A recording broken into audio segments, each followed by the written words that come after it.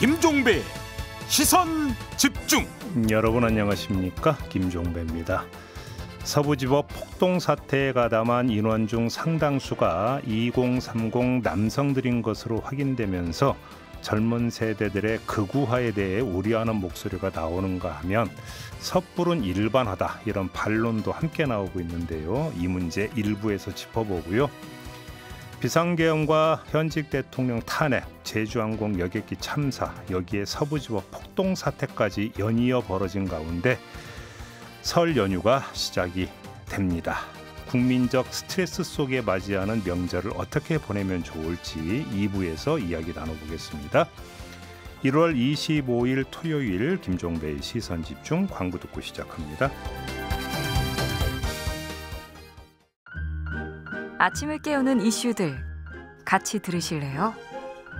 사람 냄새 나는 우리들의 이야기, 도닥 토담. 네, 세 분과 함께합니다. 장유미 변호사 모셨고요. 어서 오세요. 네, 안녕하세요. MC 장원 모셨습니다. 어서 오세요. 네, 안녕하세요. 최민석 작가 모셨습니다. 어서 오세요. 네, 안녕하세요. 자, 오늘도 주제와 관련된 오디오 듣고 이야기 나눠보겠습니다. 이게 혁명이야! 이게 혁명이야. 대한민국 20대 남성들이 변하고 있어요. 저쪽 집회 가니까 죄다 여자애들 30대 지진 못 가는 애들 왕창 있어. 법원 현관문과 창문을 깨뜨리고 사무실 집기를 마구 부수고 경찰관 폭행을 서슴지 않았던 서부지법 폭동의 선두엔 젊은 남성들이 유독 많았습니다. 체포된 46명 가운데 절반 이상이 20대와 30대였습니다. 장년층이 줄을 이뤘던 탄핵 반대 집회에 최근 2030 청년들이 모습을 드러내고 있습니다. 며칠 전 서부지법 폭동에서도, 오늘 헌법재판소 앞 집회에서도 마찬가지였는데요. 이걸 두고 탄핵 반대 집회 주최 측은 마치 젊은 층이 결집해 민심이 바뀌고 있는 것처럼 대대적으로 선전하고 있는데 과연 그럴까요? 네, 과연 그럴까요? 오늘 한번 이걸 좀 짚어보죠. 자, 일단 장유미 변호사께 지금 수사 상황은 어떻게 전개되고 있습니까? 일단 이런 수사는요, 그냥 특수공무집행 방해를 넘어서서 특수공무집행 방해 치상이에요. 이 일단 법정형도 상당히 높고, 과거에도 이 검찰에서 공무집행 방해는 구속기소를 원칙으로 하겠다 이렇게 하기도 했습니다. 이건 공권력을 와해시키는 범죄의 성격이 있기 때문에 이 일단 경찰에서도 구속 수사를 원칙으로 하겠다고 하면서 줄줄이 줄기소가 지금 줄구속이 되고 있는데. 네.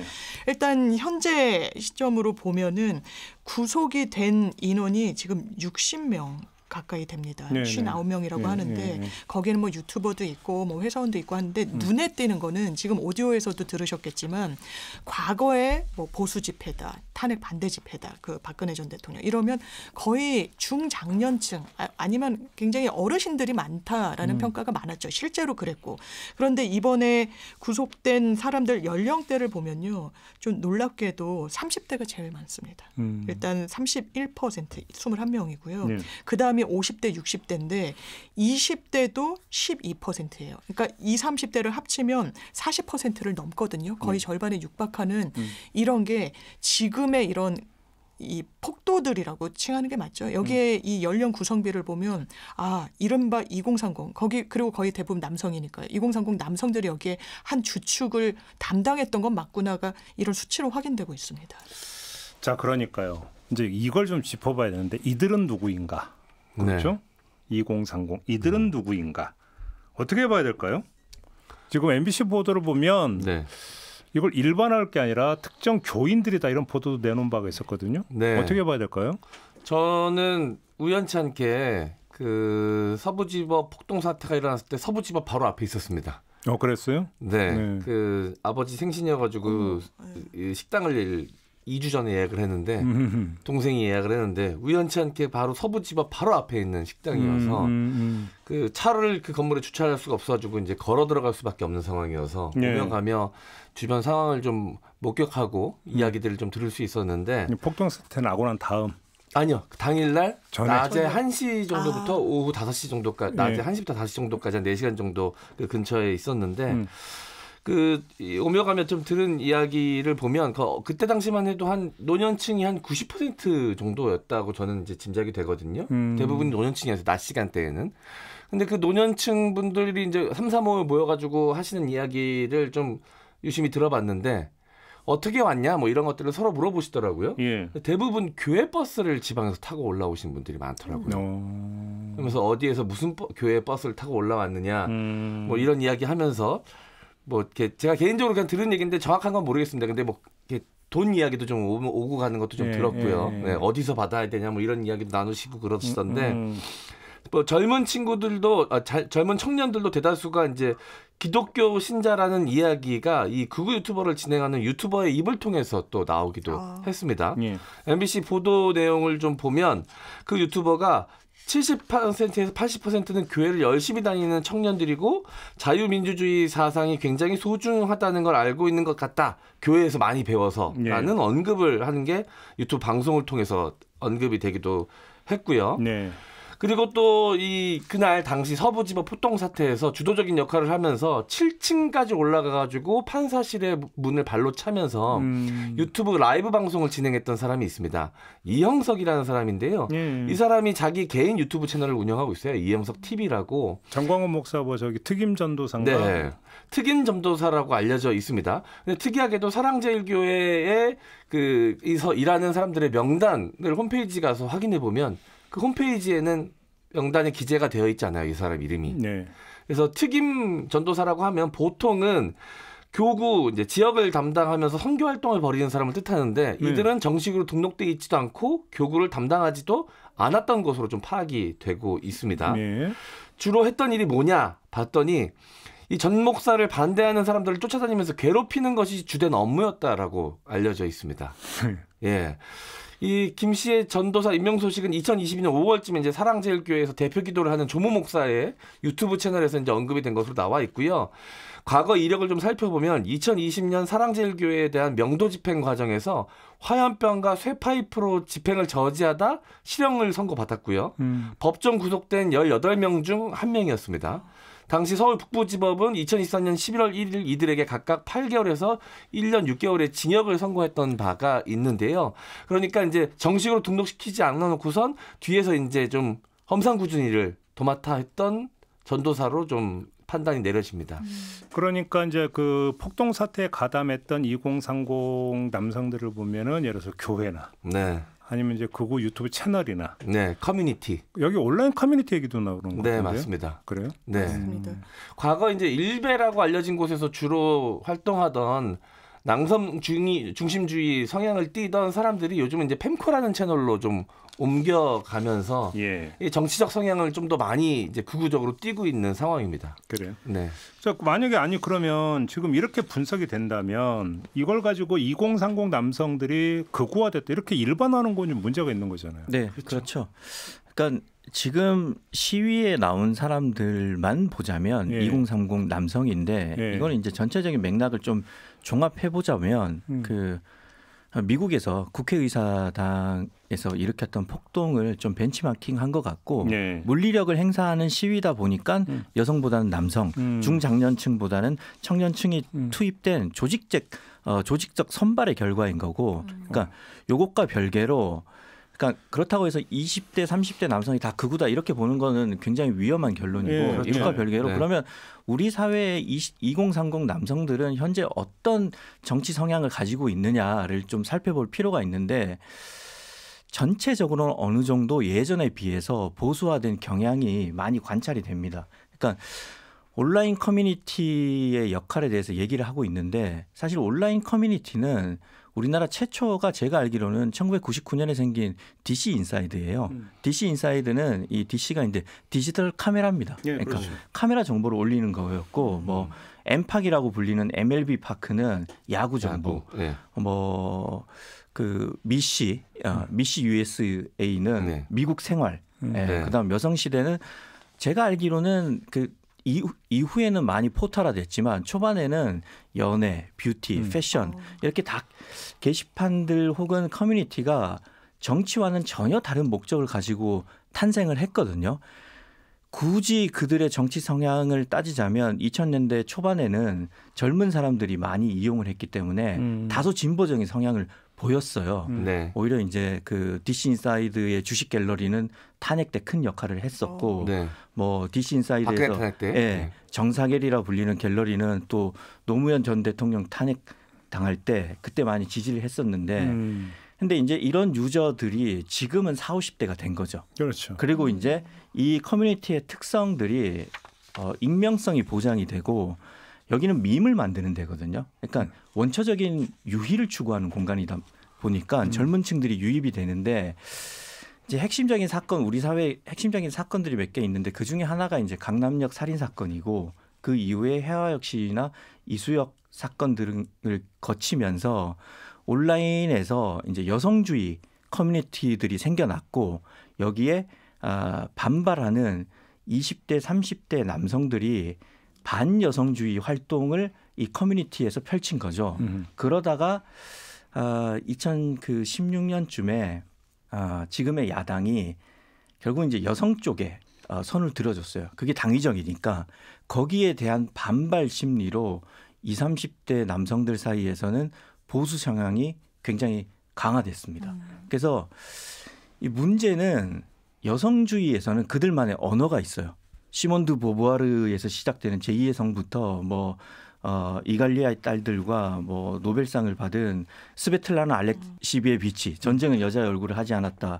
뭐 이사벨 아얀데까지 많은 자기들의 논리적 근거와 여성학이라는 학문적 용어가 있어요. 그런데 남성주의를 대변할 만한 학문적 용어와 작품들은 없습니다. 왜냐하면 이런 학문적 담론을 생성하는 것은 결국은 박사학위를 가진 학자들인데 이들 대부분이 40대 이상이거든요. 40대 이상의 남성들은 이런 것에 별로 관심이 없어요. 예. 일단 이게 세대적으로 갈리니까.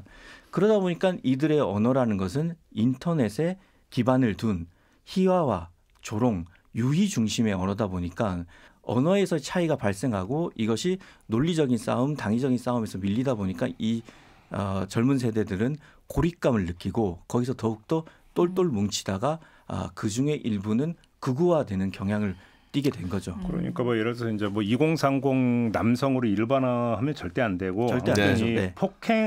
이 폭동 사태에 가담했던 2030 남성으로 한정을 해서 아니 이들이 벌써 극우 유튜브에 빠져가지고 거기서 어떤 뭐냐 그 퍼붓는 말들을 좋아하고 뭐 몰입한다 이거까지 하는데 실제 자신이 행동으로 나서가지고 그런 행위를 하면 처벌을 받는다는 걸 알 거 아니에요. 당연히 그죠. 알겠죠. 그럼에도 불구하고 저렇게 가담하는 저 심리는 어떻게 이해할 수 있을까요? 제가 너무 이게 낯설고 제가 제 상식선에서는 그래도 젊은 층이 진보의 가치를 좀 이제 담지하려고 하고 이랬는데 그 도식이 완전 깨져서 제가 2030 남성분한테 한번 물어봤어요. 여기 나간 사람들 왜 그런 거라고 생각하냐. 일단 본인은 돈 때문이라고 생각을 한다라는 거예요. 기본적으로. 그러니까 유튜브와 대단히 밀접하게 좀 결탁이 돼 있는 현상이잖아요. 지금 이 현상이. 유튜버들이 생중계를 하기도 하고. 저희가 체포영장 집행을 할 때 1차, 2차가 있었지 않습니까? 1차 때는 어쨌든 막 물리력 충돌이 있어서 실패하기도 하고 그때 슈퍼챗도 받고 수익에도 도움이 많이 됐는데 2차 때도 비슷하게 뭐 후원도 받고 했는데 2차 때는 사실상 그 저지선이 무너졌잖아요. 그러니까 대단한 이 항의가 들어왔었다는 거예요. 아니 그거 왜 똑바로 못 막냐. 내가 똑바로 막으라고 유튜브에 슈퍼챗도 쏘고 후원도 하고 응원도 했던 건데 환불해달라라는 요청도 상당히 많았었다고 하더라고요. 저도 뉴스에서 본 것 같아요. 그러니까 이 사람들한테는 동의인이 그러면 어느 방향이 본인 개인 이익에는 도움이 되냐. 속된 말로 깽판을 치는 거예요. 난리를 치고 이거를 막 물리력 충돌로 하고 언론 주목을 막 확 끌고 그리고 우리가 이겼다라고 해야 되는 그 지점이 본인들의 이해관계와 맞아떨어지는 부분이 없지 않다라는 이야기를 하더라고요. 2030 그 제가 여쭤봤던 분이. 저는 좀 공감이 됐습니다. 근데 이제 문제 폭동 사태에 가담한 게 그러니까 모두 유튜브는 아니니까. 그렇죠. 네. 그리고 저는 또 하나 말씀드리자면 아까 이제 작가님께서 이 원인 중 하나로 꼽히는 젠더 갈등에 대해서 설명을 잘 해주셨는데 조금만 더 설명드리자면 지금의 10대, 20대 남성들의 상황은 그들이 생각하기에 이 지금의 세대의 담론을 주로 이끌어가는 중장년층이 겪었던 이 성별 갈등과는 좀 양상이 다르거든요. 자기네들은 어떤 남성으로서의 특혜를 받았다고 생각하지 않는데 저 40대, 50대 남성들이 주로 살아왔던 인생과는 자기네들하고는 굉장히 차이가 있는데 똑같이 자기가 남성으로서 이 사회에서 특혜를 받았다라고 주장을 하는 사람들이 이 담론을 이끌어가고 있으니까 그게 굉장히 억울했던 것이죠. 그래서 이제 역차별이라고 생각을 하면서 잘못된 방향으로 이제 뭉치기 시작하면서 일부 남성들이 이제 극우화된 것인데요. 이게 이제 또 인터넷 문화와 이제 결합이 되면서 이렇게 격한 좀 폭력으로 좀 묘사가 된 것 같은데 이 인터넷 커뮤니티에 인증 문화라는 게 있습니다. 그러니까요. 과거 일베에 이제 남성 중심적인 사고를 가지고 자신의 여친이나 주변의 여자들한테 어떻게 했다라고 이야기를 하면 사람들이 막 박수 쳐주면서 대단하다라고 이제 막 칭찬을 해주는 문화가 있었어요. 근데 이게 좀 더 자극적이 되고 수위가 세질수록 많은 찬양을 받게 됩니다. 그러면서 좀 더 격해지고 좀 더 격해지고 좀 더 자극적인 행동들을 찾아서 하는 문화가 좀 그 극우 남성 중심의 커뮤니티에서 생겨났어요. 쉽게 말하면 그것도 인정 욕구인 거죠? 네. 그 M장님 말씀하셔서 저도 하나만 좀 얹자면 저는 이제 우리 사회의 미래에 대해서 약간 비관적인 입장인데 마침 제가 어제 우연히 일선 교사들을 네. 만날 기회가 있었어요. 네. 그러면서 이제 지금 이제 헌재랑 그 서부지법이 아무튼 여기에 시위와 폭동들이 이슈다 보니까 우연찮게 얘기를 나눴는데 네. 교사들이 양성평등 교육을 실시할 때 10대 남학생들의 반발심이 굉장히 크다는 거예요. 지금 10대 남학생들은 거의 한 10년 동안 우리가 네. 이제 여성 인권의 중요성에 대해서 되돌아보는 시기였잖아요. 네. 근데 이 친구들은 태어나서 의식이 있을 때부터 계속 어딜 가나 그 얘기를 들어왔고 그러한 것들을 목도하면서 자라다 보니까 반발심이 생기는 거예요. 네. 그러니까 잘못은 선배 세대들이 해놓고 왜 그것에 대한 회복은 우리한테 요구를 하느냐라는 네. 게 그 10대 남학생들의 질문 요지라는 거예요. 이런 경향을 봤을 때 20대 남성들의 반발심보다 10대 남학생들의 반발심이 더 크거든요. 네, 그래서 이런 경향이 한동안은 사그라들지 않을 것 같고 그래서 이런 그 마음을 우리가 이해하면서 미래 그 양성 교육도 그래서 내 교육 내용이 뭐냐 이름은 양성평등이지만 사실상은 여성 인권에 관한 내용이 주를 이루고 있대요. 그래서 좀 여기에 대한 접근 방식에 대해서 우리가 다시 한번 고민해야 될 시기인 것 같기는 합니다. 그러니까 이제 그것을 이제 정치권에서 또 이제 이용한 부분이 있잖아요. 네, 여가부 뭐 폐진 이런 것들이 다 이제 그런 맥락에서 나온 정치권에서 이용한 경우라고 오히려 이제 그게 더 증폭을 시킨 거라고 봐야 되는데 알겠습니다. 근데 해외도 좀 비슷한 양상이 좀 나타나고 있나요? 맞습니다. 이게 우리나라뿐만의 문제가 아니고요. 프랑스에서는 그 극우 정당이 있습니다. 국민연합. 여기에 18세에서 34세 유권자들의 32%가 여기에 대해서 지지를 했고요. 그리고 또 독일에서도 극우 정당인 독일을 위한 대안이 있어요. 여기서도 16세에서 24세 유권자들이 투표한 게 이전 선거보다 11%포인트 상승하면서 젊은 층들의 지지를 받고 있는데 그럼 이런 현상이 왜 생기느냐? 이유는 비슷합니다. 글로벌 여론조사 기관 입소스에서 이유가 젠더 갈등이다라고 상정을 하고 여기에 관한 질문을 해봤어요. 대상국은 조사 대상국은 한국, 인도, 미국, 독일, 칠레 등 31개국입니다. 이 중에서 이제 18세 이상 성인을 대상으로 했고 결과가 뭐냐? MZ 세대들은 특히 이 중에 남성들은 자신의 윗세대보다 성평등을 지지하지 않는데요. 글로벌 젠더 의식을 세대별로 비교를 해보면 질문이 이거예요. 여성의 평등을 과하게 보장하게 되면서 남성이 차별받고 있다. 쉽게 말해서 요즘은 남성이 역차별받고 있다.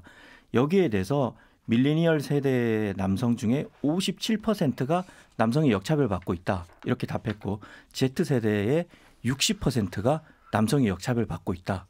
이렇게 답을 했고 심지어 집에서 아이를 양육하는 남자는 남자답지 못하다. 그러니까 육아는 남성답지 못한 행동이다. 여기에 대해서 밀레니얼 세대의 31%가 그렇다.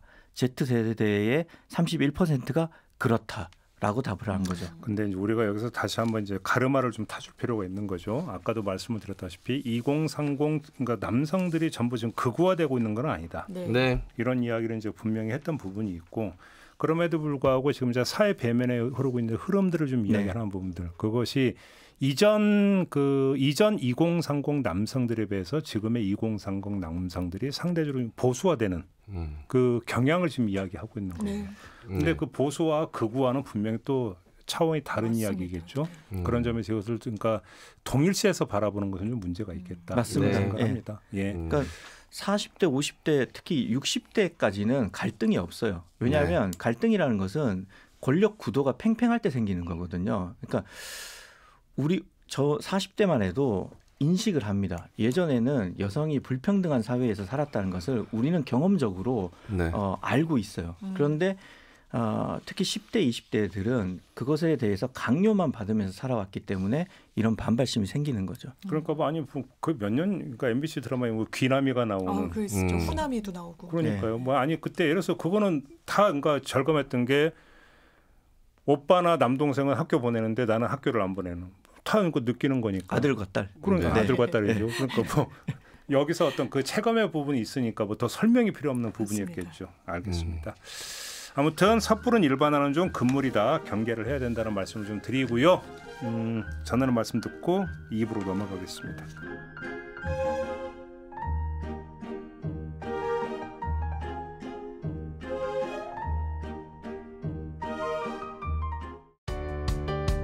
때로는 날카롭게, 때로는 삐딱하게, 그러나 매 순간 섬세하게 시선이 필요한 우리 사회 곳곳을 살펴봅니다. 김종배의 시선집중. 네, 김종배의 시선집중 토요일 코너죠. 토닥토담 세 분과 함께하고 있습니다. 최민석 작가, 임시정원, 장유민 변호사 세 분과 함께하고 있는데요. 자, 두 번째 주제도 오디오 듣고 이야기 나눠보겠습니다.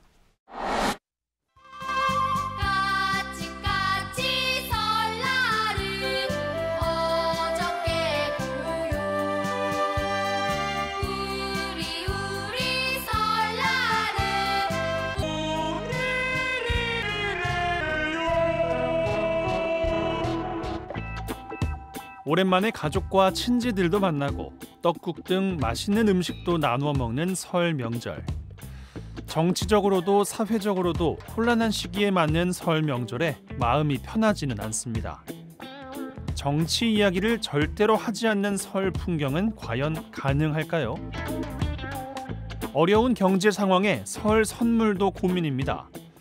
현명하고 슬기롭게 설 명절 보내는 방법 과연 있을까요? 네, 사실 오늘부터 이제 설 연휴가 시작이 된 거 아니겠습니까? 그렇습니다. 근데 명절이라는 느낌이 오세요? 잘 안 와요. 올해는 별로 안 오죠. 그죠? 네. 명절 느낌 별로 없지 않습니까? 크리스마스 때도 그랬고. 네. 나라가 좀 상황이 이래서 그런 거겠죠. 그러니까 나이를 먹어서 그런 건가 아니면 나라가 정말 좀 불행한 일도 많고 이래서 그런 건지 저도 좀 헷갈리는데 정말 체감이 잘 안 돼요. 그런데 차는 많이 막히더라고요. 그래서 설 명절 세시려는 분들이 이제 장 많이 보시는구나 이런 체감은 합니다. 그 정도. 뉴스 보니까 해외로 나가는 분이 200만? 너무 많더라고요. 깜짝 놀랐어요. 인천공항이 완전 북새통이라는 보도도 있더라고요. 힘들다 하지만 또 해외여행 하는 분들 수치는 확실히 많이 올랐더라고요. 저는 그렇게 이야기를 했어요. 떠나고 싶은 마음이 크구나. 충분히 이해되는 부분입니다. 그리고 또 이제 연휴가 평소보다 좀 길어서 길으니까. 해외여행 가기 딱 좋은 조건이 형성이 됐죠. 근데 또 물가는 또 높잖아요. 물가는 너무 높죠. 그래서 가시는 분들도 있어요. 왜냐하면 오히려 싸다. 국내 물가가 비싸서. 동남아나 일본만 가도 우리나라에서 지내는 것보다 여행하는 것보다 훨씬 싸게 듭니다. 차례는 현지에서 바나나 올려놓고 지금 해외여행 가는 분들은 물가 비싼 미국이나 유럽은 사실 안 갈 거예요. 왜냐하면 거기 갔다 오기에는 시차정 하다가 돌아오는 거거든요. 그래서 그렇죠. 대부분 국내보다는 물가 싼 데로 갈 겁니다. 근데 오늘 좀 집중적으로 이야기하고 싶은 게 이번 설 명절 연휴는 참 특별한 것 같아요. 자, 뭐 국가적으로 참 어려운 일이 연거푸 발생을 했잖아요. 우리가 조금 전에 이야기했던 서부지법 폭동 사태까지 지금 다다랐는데 우리가 보통 그 명절 연휴 때 가족이 모이면 오히려 갈등이 심해진다고. 그죠? 뭐 결혼했냐 취업했냐 이런 것도 있지만 정치적인 문제를 가지고 얘기하다가 밥상머리 엎어지는 경우도 종종 나오고 이런다는 건데 근데 올해는 더 할 거 아닙니까 이러면. 저희 가족이 7년 전 박근혜 대통령 탄핵 때 한번 위기를 맞이했었습니다. 아, 그래요? 네.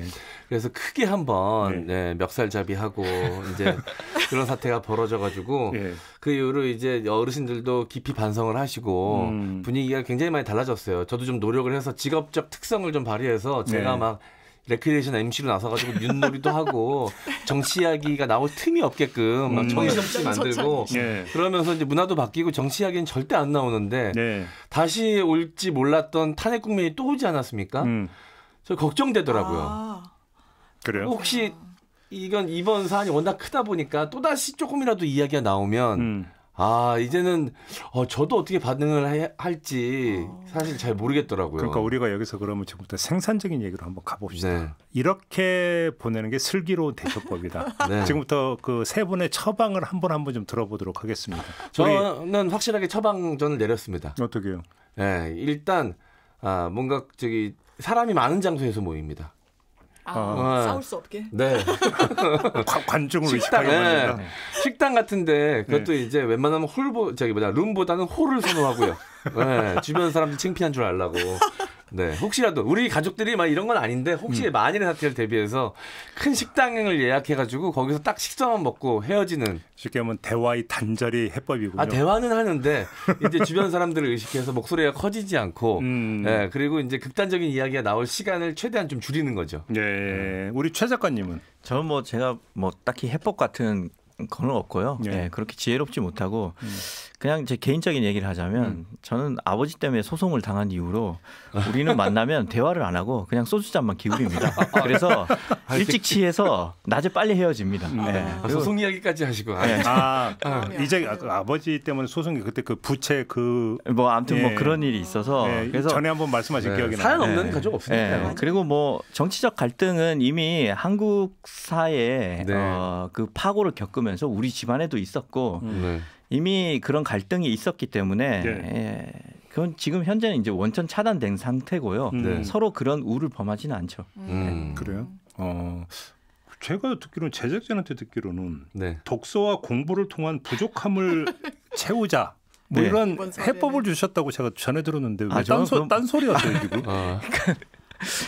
채우자 이렇게 권유한 건 아니고요. 제작진이 물어보더라고요.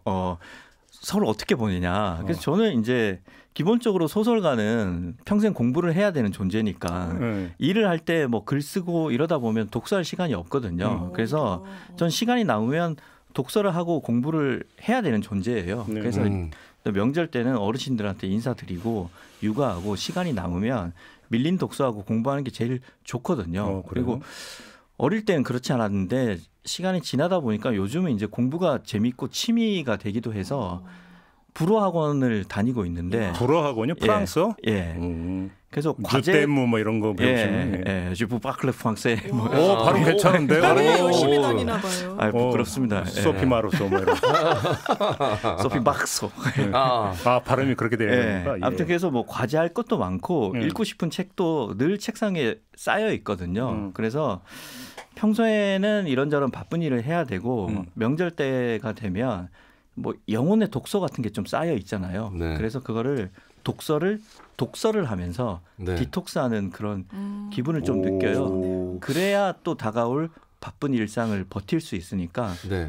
근데 그렇습니다. 최근에 한 설문조사 결과를 보면 성인 10명 가운데 7명이 설 연휴에 독서 계획이 있다고 답을 했다고 하는데 이거 믿어도 되는 답일까요? 일단 저는 계획은 세울 수 있죠. 계획은. 평소에 읽고 싶었던 대하 소설이 하나 있었는데 전집을 구입해가지고 왔어요. 박스로 이렇게 집 앞에. 근데 지금 현관문 앞에 그대로 있습니다.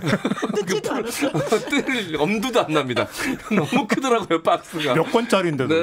오 그렇군요. 저는 이게 비교할 자료가 있는지 모르겠는데 이게 추석에 했을 때의 결과와 설에 조사했을 때의 결과가 좀 다르다고 생각을 해요. 설은 새해고 결심의 시기잖아요. 그렇죠. 그러다 보니까 요즘 사람들이 늘 바빠서 책을 못 읽고 하니까 이게 좀 양심의 가책처럼 남아 있거든요. 게다가 또 한강 작가가 노벨 문학상도 받고 텍스트 힙이 젊은이들 사이에서 유행도 하고 또 요즘 사람들이 결국은 이제 급여가 적다 보니까 돈에 관심이 많은데 부자들의 생활 습관 뭐 이런 거 보면 꼭 시간을 내서라도 책을 반드시 읽는다. 이러다 보니까 결국 이런저런 다양한 이유로 영향을 좀 받은 것 같아요. 제가 명절 되면 꼭 확인하는 버릇이 하나 생겼습니다. 뭡니까? 채널을 돌려가면서 2개의 그 영화가 계속 방영이 되는지 안 되는지를 확인을 해요. 나홀로 집에와 반지의 제왕이 이번 명절에도 어김없이 방영이 되는가 안 되는가. 지난번까지는 어김없이 방영이 되더라고요. 나홀로 집에는 이제 연말이고요. 나홀로 집에는 요즘... 설이고 러브 액츄얼리는 크리스마스. 시즌별로 있죠. 그러니까 반지의 제왕이 또 거기에 가세를 해요. 너무 시리즈물이 많으니까. 그러니까 아무튼 장유민 변호사는 그러면 제시할 해법이 어떤 겁니까? 저는요. 그러니까 두 분 말씀 듣고 너무 공감이 됐던 게 일단 책 얘기를 하니까 제 최 작가님이 최근에 추천해 주신 책을 추석 때 읽으려고 해요. 이미 읽고 있고. 아소무아. 사실 그 장유민 변호사가 독서를 되게 좋아하시는 다독갑니다. 아니에요. 항상 책을 들고 다니시는. 근데 딴 거 할 줄 아는 게 별로 없기도 하고, 근데 되게 재밌더라고요. 이제 목로주죠. 그러니까 평소에 좀 못 읽었던 책 읽으려고 하는데 저도 이제 인터넷 하다 보면 뭐 텍스트 힙이다 이런 이야기를 많이 듣는데 이제 지하철 타고 가면 책을 읽는 분은 이제 거의 한 번도 최근에 못 본 거 같아요. 요즘 다 스마트폰이에요. 완전 스마트폰. 그래서 스마트폰으로 전자책 보실 수도 있지만 뭐 이제 아닌 경우가 더 많은 것 같고 영상 보시는 분이나 최근에 저도 이제 전철 타는 거 진짜로 그 옛날 생각 자꾸 드는 게 지하철역에 항상 신문 가판대가 다 있었어요. 예전에 진짜 많이 봤죠 신문. 그래서 이제 저 젊을 때 이제 돈 없을 때 딱 어떤 아저씨가 스포츠 신문을 보고 있으면 계속 옆에서 봐요. 같이 보게. 그러다가 내릴 때 이제 스포츠 보통 이제 위에 올려놓고 내리거든요. 그러면 잽싸게 그렇죠. 해가지고 이제 보는. 아직 그런 맛이 있었는데. 이런 게 있었는데 요즘은 신문 구경이 할래야 할 수가 없어요. 가판대에서도 팔지를 않는 것 같고. 그러니까. 그리고 이제 가족 얘기를 계속 하는데 M장이 정치적으로 이제 싸운다는데 저도 그런 부분이 있어요. 저희 할머니도 뭐 이제 저랑 정치적 색깔이 뭐 아주 일치하진 않고 그런데 최근에는 약간 대동단결된 느낌? 이 개엄 이후에 가족이 뭐 다른 의견은 크게 없는 것 같아요. 정말 강성 우파가 아닌 이상 뭐 보수적이든 진보적이든 가족을 하나로 또 의견을 정치적으로 묶어준 게 아니에요. 아니 그 정치적 이견은 충분히 받아들일 수 있습니다. 다를 수 있죠. 근데 문제는 이번 탄핵 국면은 저는 상식과 비상식의 문제라고 이제 생각을 하는데 다른 이야기를 하면 이 정치적 이견과는 다르게 왜 상식적이지 않은 이야기를 하지? 이러면서 이제 저도 예전에 어르신들이 보였던 안 좋은 모습을 제가 보이게 될까 봐 그게 걱정이 되더라고요. 그다음에 제가 돌아다니면서 그러니까 느끼는 게 명절에 보통 이제 그 가게 문을 여는 숫자가 최근에 올수록 더 늘어나는 것 같아요. 체감은 그렇게 되더라고요. 그죠? 저희도 밥 먹으러 가면 옛날에는 명절 내내 그러니까 문 닫고 있었는데 요즘은 보통 당일날 명절 당일 정도만 문을 닫고 평소 또 여는 경우도 되게 많아졌어요. 그 얘기는 무슨 얘기냐면 나홀로 가구도 많아지고 그다음에 이제 어떤 가족과의 교류도 오히려 상대로 줄어들다 보니까 그리고 이제 가게를 이용해서 밥을 먹고 이런 경우 많아지다 보니까 문을 여는 게 많아지는 것 같아요. 한 세태가 거기서 나오는 것 같더라고요. 그 점에서. 요 세태 가운데 하나가 뭐냐면 이건 뉴스에 나왔죠. 티셔츠 봤어요? 네, 봤습니다. 그 잔소리 메뉴판 셔츠 봤어요? 이게 좀 화제가 많이 됐어요. 그래서 아시는 분들이 많이 계실 것 같은데 소개를 좀 드리자면 한 온라인 간편 결제 업체가 이거를 이벤트성으로 만든 티셔츠인데요. 이벤트에 이제 응모를 해가지고 당첨이 되면 이 티셔츠를 주겠다. 판매용은 아닙니다. 그래서 이 티셔츠 앞에는 어떻게 써 있냐면 잔소리값 파격 세일이라고 써 있었고요. 등에 보면 이제 메뉴판이 있는데 QR 코드가 있어서 실제로 그 QR 코드에 접속을 하면 이게 돈이 전송이 됩니다. 실제로? 실제로. 진짜? 그렇게 이제 해놨어요. 근데 실제로 결제는 안 하겠죠. 네. 재미를 이렇게 만들어 놓은 것이죠. 근데 메뉴판을 보면 대학은 어디 갈 거니 5만 원. 졸업은 언제 할 거니 7만 원, 살 좀 빼야겠다 10만 원, 만나는 사람은 있니 15만 원, 취업 준비 잘하고 있니 17만 원, 연봉은 얼마나 되니 20만 원, 이제 슬슬 결혼해야지 30만 원. 그러니까 이제 좀 센데 무슨 말씀하시려고 그러면 잠깐 결제하고 말씀하시자면서 이제 등판을 들이미는 거죠. 좀 일방적으로 가격이 매겨진 것 같다라는. 그러니까 이제 이것도는 받겠다는 게 아니라. 이 돈 내실 거 아니면 그 얘기 하지 마시라. 이제 이런 용도로 사용하라는 것이죠. 근데 이게 이번에 처음 등장한 게 아니라면서요? 진짜 오래됐죠. 이게 2016년? 이때 처음 이때부터 등장했었다면서요? 네, 등장한 지는 좀 됐는데 이 여러 신조 탄생과 이제 맞물려서 더 이제 화제가 되고 매년 좀 이제 이런 것들에 대한 거부감이 좀 더 세지니까 계속해서 회자가 되는 것 같고요. 이 어르신들도 이런 문화가 있다는 거를 이제 인지하셔가지고 안 하실 것 같은데 약간 기출 변형이 이루어졌습니다. 어떡해요? 옛날에는 이렇게 대놓고 물었지 않으셨는데 요즘 이렇게 대학은 어디 갈 건지 이런 거 물어보면 요즘 꼰대 소리 듣지? 이렇게 기출 변형이 됐어요. 약간 찔리는데. 요즘 이런 얘기하면은 안 되잖아. 결혼 언제 하는지 뭐 이런 거. 이러면서 이미 물었는데 하면 잘못된다는 건 알고 있지만 답은 듣고 싶어. 기출 변형이 이루어지니까 여기에 이제 젊은 세대들도 대응을 하려다 보니까 이 티셔츠도 조금씩 발전이 되면서 이제 QR 코드까지 등장하고 이제 서로 계속 이제 핑퐁이 시작된 것이죠. 그래서 매년 화제가 되는 겁니다. 내가 궁금하긴 한데 나는 묻지는 않았다. 묻지는 않았다. 그냥 내 감정을 아니야. 표현하기만 했다. 요즘 이런 거 하면 촌스러운 거잖아. 결혼 언제 하고 이런 거. 너무 웃겨요. 상황이 진짜 많이 뭔가 바뀌긴 한 것 같아요. 네. 알겠습니다. 처음으로 돌아가서 지금 상황이다 보니까 그러면 세 분은 명절에 가족들 만나면 최근에 정치 상황, 전국 상황에 대해서 일체 얘기를 안 할 생각이십니까?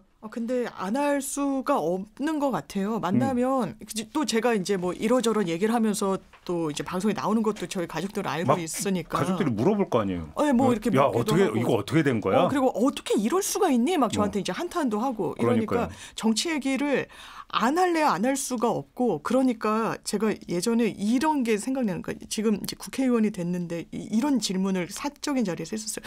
배우자랑 정치적인 견해가 다르면 이를테면 그분은 이제 국민의힘 쪽인데 민주당 지지자면 결혼할 수 있냐는데 고민하더라고 그러면서 할 수 없을 것 같다. 근데 저도 그 질문을 이를테면 해보면 이게 가족에서 되게 중요한 자기 신념 체계가 되게 중요하잖아요. 종교 다르면 또 이게 같이 결혼하고 정치 이제 정치가 거의 이제 종교 신념화되고 있기도 하구나. 그래서 가족 사이에서 그 이야기가 나올 때 내 신념을 공격하는구나라고 이제 받아들이게 되면서 이게 좀 갈등이 되고 설날에는 또 기계적으로 또 같이 한 공간에 모이게 있다 보니까 분란의 소재가 되고 이런 게 아닌가. 근데 한번 입장 바꿔서 어른 입장에서 한번 생각해봐요. 정치 얘기도 하면 안 돼. 그다음에 뭐 자녀들이든 친척이든 뭐 장래 뭐 저기 뭐 미래나 뭐 그다음에 뭐 신변 얘기도 하면 안 돼. 그럼 뭔 얘기합니까? 그렇죠. 어르신분들 입장에서는 사실 그냥 밥 먹자 이 얘기밖에 할 게 없잖아 그러면. 네, 그래서 이제 레크레이션이 좀 동반되면 좋습니다. 그래서 레크레이션? 예. 과거에도 그래서 했던 것 같아요. 윷놀이하고 점당 100원이고 하트 치고 이게 이제 오히려 사라졌잖아요. 네. 그러면서 이제 그 사이에 들어온 게 정치 이야기 같다는 생각이 좀 들거든요. 다시 이제 옛날로 돌아가서 명절은 명절답게 윷놀이도 좀 하고 아니 뭐 가족들끼리 그냥 뭐 점당 10원짜리 화투라도 좀 치시던가 이런 게 차라리 대화를 하지 마라. 차라리 그게 낫다. 아니 하다 보면 그 안에서 그 상황에 맞는 대화들이 이루어질 수 있겠죠. 그 상황에 대한. 그래요? 네. 너무 각박하지 않나요? 그러니까 잔소리 뭐 이것도 사실 정말 궁금해서 묻는 경우보다도 너무 오랜만에 만났고 이제 물을 것도 없는 거예요. 이 사람의 일상을 또 잘 모르니까 정말 깊이 있게 그 마음을 어루만져 줄 대화 자체를 할 수 있는 상황이 아니니까 너 이번에 뭐 대학은 어떻게 뭐 잘 갔니? 뭐 취업 준비는 잘 하고 옛날 같으면 그냥 마음을 써준다고도 볼 수 있는 부분이 좀 약간 각박해지고 요즘 또 취업도 진짜로 어렵고 대학 가기도 힘드니까 이거 왜 이런 걸 물어? 사적인 영역을 이렇게 또 돼버린 또 세태가 있는 것 같습니다. 저는 그게 사실은 언어의 부박함이고 우리 취향의 그 가난함 때문이라고 생각을 해요. 만나면 할 얘기가 없거든요. 그러니까 어르신들이 무슨 그 MZ세대의 아이돌을 아는 것도 아니고 그렇다고 해서 둘이 같은 책을 가지고 얘기하는 것도 아니고 영화 얘기를 할 수 있는 것도 아니고 공통된 주제가 별로 없어요. 그렇다고 나이스하게 그 완곡어법을 쓸 수 있는 것도 아니고 그래서 결국 공통 주제가 있다면 그게 굉장히 고마운 거고 사실 다양한 취미와 다양한 주제에 대해서 어느 정도 식견을 갖고 있으면 애둘러서 대화할 수 있는 길은 굉장히 많은 거죠. 그게 안 되다 보니까 저희도 이제 만나면 이제 낮부터 소주만 들이키다가 일찍 취해서 헤어지고 그것도 다른 얘기 나올 거 싶으면 검사들처럼 갑자기 집안에서 폭탄주 만들어서 더 일찍 헤어지고 뭐 그러는 건데. 리얼하네. 근데 그럼 제가 여기서 질문 하나 던져볼게요. 자, 설날은 다른 명절도 아니고 설 명절에는 세배를 올리고 그러면 덕담을 한다. 자, 그럼 덕담을 뭐를 할 수 있는 겁니까? 그냥 뭐 건강해라. 그래요? 그 정도. 돈 많이 벌어라도 그러면 그 상처를 줄 수 있는 얘기입니까? 아니면 아니 긍정적인 얘기는 사실 그것까지 그렇게 뭐 삐딱하게 받아들일 젊은 층들이 많지는 않을 거예요. 네. 그런데 만약에 취업 준비를 하는 아무런 월급이 없는 그러니까 아니 그 세대한테 바로 그거예요. 돈 많이 벌어 어르신 입장에서 다 세배를 했는데 뭐 조카가 되든 뭐가 되든지 그래 취업을 안 했으면 그래 올해는 꼭 취업해라. 이렇게 하면 안 된다라는 거잖아. 그렇죠. 그건 안 된다. 누구를 취업 못 하고 싶어서 안 하는 게 아니라 정말 간절히 원하는데 서류 통과도 안 되는데 거기다 그렇게 얘기하면 이제 찢어진 상처에 소금을 뿌리는 거죠. 건강해라. 행복해라. 너무 영혼이 없는 것 같지 않아요? 건강하기 위해서 널 위해 기도하고 있다. 그러니까 취업 못하는 사람한테 돈 많이 벌어라도 스트레스잖아요. 그러니까. 그럴 수도 있죠. 내가 돈 안 벌고 싶어서 안 버냐 그러니까. 이렇게 억하심정이 들 수도 그러니까 있으니까. 이제 명령형으로 뭐뭐 해라 이런 게 아니라 내가 널 잘 되기 위해서 널 바라고 있다. 응원한다. 뭐 그렇게 같이 격려하면서 그 사람의 마음에서 말하는 게 중요한 것 같아요. 갈수록 말하는 게 힘들어진다. 힘들죠. 그래서 대화의 기술이 필요하고 돌고 돌아 책을 읽어야 됩니다. 제가 신간 나와서 이런 말 하는 게 아니라 책을 읽어야 됩니다. 저희 그 제작진이 지금 질문 줬습니다. 너무 공감돼. 다 뭐 한 다음에 세뱃돈 액수가 많으면 용서가 되느냐. 네, 잔소리 충분히 하십시오. 네, 돈만 많이 주시면. 그럼 어떻게 우리 M장에게 용서가 됩니까?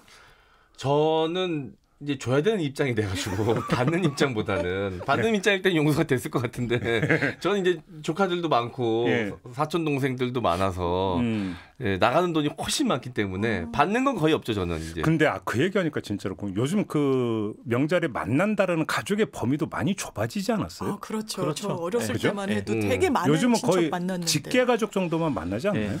직계 위주인 것 같고요. 그러니까요. 이게 조부모가 계신지 안 계신지에 따라 좀 달라지는 것 같아요. 조부모가 아직 안 돌아가시고 계시면 중심으로 해서 좀 많이 모이는데 우리도 이제 할머님이 90살이 넘으셔서 이제 90대 중반이신데 혹시라도 이제 돌아가시면 다시 원래 모이던 가족들이 다 모일 수 있을지. 그렇죠. 정확합니다. 조부모가 구심점이고 조부모에게 인사를 드리기 위해서 다 모이고 그러다 보면 사촌들도 다 보게 되는 거죠. 그러니까 근데 만약에 직계 위주로 모인다라면 직계는 평소에도 자주 왕래를 하니까 서로 상황을 알고 있고 그러니까 오랜만에 만나서 너 취업했니? 뭐 너 결혼했니? 이런 거 물어볼 이유도 없는 거잖아요, 사실은. 직계 위주로 만나게 된다면. 직계도 요즘은 자주 안 만나는 가족들이 꽤 있습니다. 아, 그래요? 또 제 얘기해서 못하는데 오늘 고백의 시간인 거예요. 자주 안 만나거든요. 왜냐면 결혼 전에는 그래도 좀 뵀는데 결혼을 하게 되니까 그냥 제가 만나는 게 그냥 심플한 행사가 아니라 또 배우자의 입장을 고려해야 되다 보니까 횟수가 줄게 되고 한 번 만나면 그래도 좀 뭐 격식 있는 자리를 가야 되고 이러다 보니까 점차 이게 무슨 정상회담처럼 많이 준비해야 되고 횟수도 줄게 되더라고요. 그리고 이 국면에 생각만 통일이 된다면 입장만 통일이 된다면 할 얘기가 많습니다. 그렇죠, 사실. 저 그 서부지법에서 폭동 일어난 날 아버지 생신이어가지고 같이 모여서 동생네 부부랑 아버지랑 저랑 이렇게 모였는데 뭐 한 2시간이 한 사람 욕만 하다 보니까 금방 지나갔어요. 연대가 일어나는 거예요. 누군지는 안 여쭤볼게요. 네네네. 그렇죠. 그럴 수는 있죠. 네. 그렇죠. 네. 알겠습니다. 아무튼 자 비상계엄 선포로부터 시작을 해서 폭동 사태까지. 이 과정에서 참으로 많은 일들이 있었고 우리 국민들 정말로 힘들게 했거든요. 정말 스트레스 속에서 지금 맞이하는 명절인데 그렇기 때문에 좀 이런 얘기를 좀 했었던 것 같아요. 그런데 1차 세계대전 때 보면 독일군하고 영국군이었나요? 프랑스군이었나요? 그때 크리스마스 때. 맞아요. 그죠? 독일과 영국이었습니다. 독일과 영국이었죠. 그러니까 잠시 총을 내려놓고 같이 크리스마스를 즐겼다고 하지 않습니까? 전쟁 중에도 그러는데 자 너무나 이제 힘든 12월 이후로 그러니까 힘든 나날을 보내오셨는데 이번 명절은 좀 그래도 좀 조금 내려놓고 조금은 좀 내려놓고 정신적 쉼을 주는 것도 참 중요할 것 같다. 어찌 본다면 저희가 지금 이야기했던 뭐 이런 얘기 꼭 해야 되냐 하지 말자 이런 것도 명절일수록 더욱더 정신적인 휴식이 필요한 기간인데 정신적 휴식을 해친다라는 거 아니겠습니까? 그런 얘기를 함으로써 특히 이번 명절은 좀 특히 조심했으면 좋겠다. 맞습니다. 네. 그렇게 얘기를 좀 해야 될 것 같네요. 다들 그렇죠? 스트레스 지수가 너무 높은 상황을 견디면서 살아가고 계시기 때문에 네. 가족한테 위안을 정말 또 찾을 수 있는 더 정말 가까운 사람은 가족이잖아요. 네. 그러니까 그렇죠. 그런 자리를 정말 잘 누리시길 바라고 싶습니다. 네, 예전에 제가 제 요새 상황을 A4용지 한 장으로 정리해가지고 전단지로 명절에서 나눠드린 적이 있었거든요. 그래요? 장난으로 이렇게 분위기 좀 유하게 만들려고 저는 지금 뭘 하고 있으며 지금 뭐 어떻게 되고 나의 주변 상황은 어떻다라고 했다. 그러니까 이 부분에 대해서는 이제 안 물으셔도 됩니다. 가족들한테 돌렸어요. 돌렸어요? 네. 야, 그 좋은 방법이다. 프레젠테이션을 하셨군요. 프레젠테이션을 해서 이제 드렸으니까 안 물으셔도 됐죠? 뭐 이렇게 했던 적이 있습니다. 선제적 예방 조치네요. 네, 그렇죠. 오, 그 아이디어인데. 네. 예. 이걸 적극적으로 권장을 하겠습니다. 네. 아니 그러니까 저도 웃자고 한 거였는데 되게 재밌어 하시더라고요. 그러니까요. 네. 마지막에 좋은 아이디어죠. 진짜. 우리 뭐 작가님도 혹시 아이디어 주실 거 없으시고? 아유, 저는 뭐 그냥 질문 중에 그런 게 있었어요. 잔소리와 덕담을 가르는 기준이 뭐냐. 그래서 저는 그냥 생각했을 때 들었을 때 고개가 끄덕여지면 덕담, 들었을 때 인상이 굳어지면 잔소리. 이건 이제 좀 이상적인 얘기고 현실적으로는 용돈 두둑이 주면서 말하면 덕담, 맨입으로 말하면 잔소리. 이렇게 그냥 생각을 했습니다. 재밌네요. 그 유퀴즈인가요? 어디서 네. 그 여고생인가 여중생 둘이 나와가지고 혹시 그 짤 보셨어요? 네. 뭐 그다음에 그 저기 충고고 뭐 두 가지였는데 네. 그래서 다른 예, 봤습니다. 네. 예. 굉장히 봤어요. 화제였습니다. 네. 맞아요. 충고면 기분이 나쁘고요. 이거는 기분이 더 나빠요. 그거 보셨죠? 조언은 기분이 더 그렇죠. 나쁘다. 네. 그렇게 생각하시면 된다. 그렇지 않습니까? 네. 이걸 오늘의 결론으로 내리도록 하겠습니다. 아무튼 평안한 설 명절 보내시기 바랍니다. 오늘 이야기는 좀 이렇게 마무리할게요. 세 분 수고하셨습니다. 고맙습니다. 네, 김종배의 시선집중 오늘 준비한 이야기는 여기까지입니다. 물러가고요. 내일 아침에 다시 인사드리겠습니다. 고맙습니다.